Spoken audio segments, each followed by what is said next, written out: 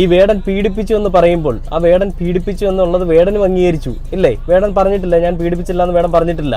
പിന്നെ എന്താണ് വേടൻ ചെയ്ത തെറ്റ്? ആ ഡോക്ടർ 5 വർഷത്തോളം വേടനൊപ്പം ജീവിച്ചിരുന്നിട്ട് ആ വേടൻ ചെയ്ത കാര്യങ്ങൾക്കെല്ലാം കൂടെ നിന്ന് സഹകരിച്ചിട്ട് പിന്നീട് വേടൻ തന്നെ പരിഗണിക്കുന്നില്ല എന്നുള്ളതിന്റെ പേരിൽ ഒരു പരാതി തന്നതാണോ വേടൻ ചെയ്ത തെറ്റ്?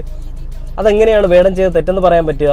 രണ്ടുപേരുടെ സമ്മതപ്രകാരമുള്ള ലൈംഗിക ബന്ധം അല്ലെങ്കിൽ ശാരീരിക ബന്ധം തെറ്റല്ല എന്ന് സുപ്രീം കോടതി പറയുമ്പോൾ സുപ്രീം കോടതി പിന്നെന്താ ചുമ്മാ പറയുന്നതാണോ ഈ കാര്യങ്ങളൊക്കെ? എന്നിട്ടും ഇവർക്ക് വെറുതെ ഇരിക്കാൻ പറ്റുന്നില്ല, എന്നിട്ട് ഇവർക്ക് അങ്ങോട്ട് വിട്ടുകളയാൻ പറ്റുന്നില്ല. അത് വേടൻ ചെയ്ത തെറ്റാണല്ലോ. അപ്പോൾ കുറച്ച് നാളുകൾക്ക് മുമ്പ് വേടനെതിരെ വന്നൊരു പരാമർശമുണ്ടായിരുന്നു. അതായത് ഈ പറയുന്ന വേടൻ ജിഹാദിയാണ്, LTT വിഭാഗത്തിൽപ്പെട്ടവനാണ്.